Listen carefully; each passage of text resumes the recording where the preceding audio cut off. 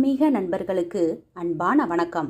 இந்த வீடியோவில் என்ன பார்க்க போகிறோன்னு பார்த்தீங்கன்னா, பங்குனி உத்திரத்தில் பின்பற்ற வேண்டிய 3 விஷயங்கள் பற்றி தான் பார்க்க போகிறோம். வீடியோக்குள்ளே போகிறதுக்கு முன்னாடி நம்ம சேனலை இப்போ தான் ஃபஸ்ட் டைம் பார்க்குறீங்கன்னா சப்ஸ்கிரைப் பண்ணிவிட்டு பாருங்கள். சில குடும்பங்களில் எல்லாம் கஷ்டங்கள் தொடர்ந்து வந்து கொண்டே இருக்கும். நமக்கு முன்னால் வாழ்ந்து முடித்த தலைமுறையினருக்கும் வாழ்க்கையில் சந்தோஷம் என்பது இருந்திருக்காது. தற்போது வாழ்ந்து கொண்டிருக்கும் தலைமுறைக்கும் சந்தோஷம் கிடைக்காது. அடுத்த சந்ததியினர் இப்போது குழந்தைகளாக பிறந்திருப்பார்கள் அல்லவா? இந்த தலைமுறையில் பிறந்த குழந்தைகளும் கஷ்டப்படும். இப்படி தொடர்ந்து 3 தலைமுறைகளாக சில கஷ்டங்கள் ஒரு குடும்பத்தை பின்தொடர வாய்ப்புகள் இருக்கிறது. ஒரு குடும்பத்திற்கு சதா காலமும் கஷ்டம் வரக்கூடிய சூழ்நிலை இருந்தால் அந்த குடும்பத்தில் இருப்பவர்கள் நிம்மதியாக வாழ முடியாமல் தவித்து வருவார்கள். உங்களுடைய குடும்பத்தில் இதுபோல ஏதாவது கஷ்டம் இருந்தால் சரி, அந்த கஷ்டத்தில் இருந்து விடுபட நாளைய தினம் முருகர் வழிபாட்டை குடும்பத்தோடு சேர்ந்து மேற்கொள்ளுங்கள். அதிலும் குறிப்பாக பின் சொல்லக்கூடிய இந்த 3 விஷயங்களை நாளைய தினம் எவர் ஒருவர் செய்கிறார்களோ அவர்கள் வாழ்வில் இருக்கும் நீண்ட நாள் துன்பங்கள் கூட ஒரு நொடி பொழுதில் விலகும். அதற்கு முருகன்தான் பொறுப்பு. நாளைய தினம் எழுந்து சுத்தபத்தமாக குளித்துவிட்டு முருகனை வழிபாடு செய்ய வேண்டும்.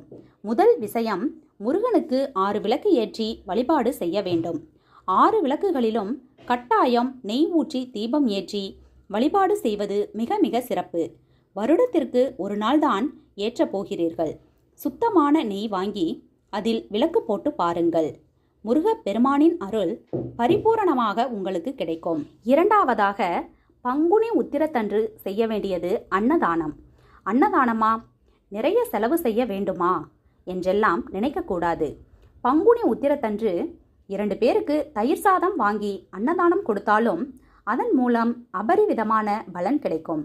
10 பேருக்கு நீர்மோர் வாங்கி தானம் கொடுத்து பாருங்கள். குடும்பத்தில் தீயாய் எரிந்து கொண்டிருக்கும் பிரச்சனைக்கு கூட நிம்மதியான ஒரு தீர்வை அந்த முருகப்பெருமான் காட்டி கொடுப்பார். இது இரண்டாவது விஷயம். உங்களுக்கு வசதி வாய்ப்புகள் இருக்கிறது என்றால் தண்ணீர் பந்தல் அமைத்து நீர் மோரை முருக பக்தர்களுக்காக தயார் செய்து கொடுக்கலாம். இது ரொம்ப சிறப்பான பலனை கொடுக்கும். மூன்றாவது விஷயம், அப்பன் முருகனை பாதங்களை பார்த்து வணங்க வேண்டும். அவனது பாதங்களை பார்த்து உங்களுடைய பிரச்சனைகளை சொல்லி வழிபாடு செய்தால் உங்களுடைய துன்பங்களுக்கு உடனடியாக ஒரு தீர்வு கிடைக்கும் என்று சொல்கிறது நம்முடைய சாஸ்திரம். எந்த கடவுளை பாதத்தை பார்த்து வணங்கினாலும் புண்ணியம்தான்.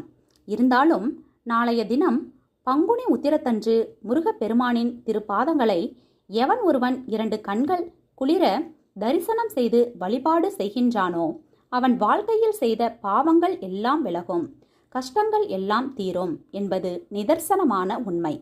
முருகனின் பாதங்களுக்கு அத்தனை கருணை இருக்கிறது, அத்தனை சக்தி இருக்கிறது.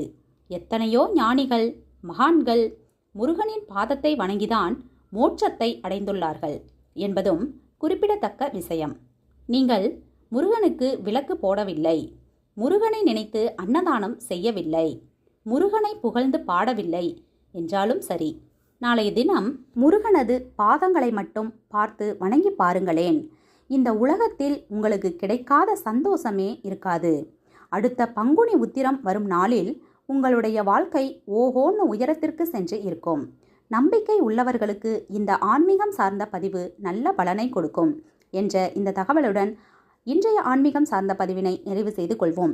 இந்த வீடியோ உங்களுக்கு பிடிச்சிருந்தா ஒரு லைக் கொடுத்துருங்க. பயனுள்ளதாக இருந்தால் உங்கள் ஃப்ரெண்ட்ஸ் அண்ட் ஃபேமிலிக்கும் ஷேர் பண்ணுங்கள். இது மாதிரியான பல பயனுள்ள ஆன்மீக தகவல்கள் தெரிஞ்சுக்கணும்னா நம்ம சேனலை மறக்காமல் சப்ஸ்கிரைப் பண்ணி வச்சுக்கோங்க. தேங்க்யூ.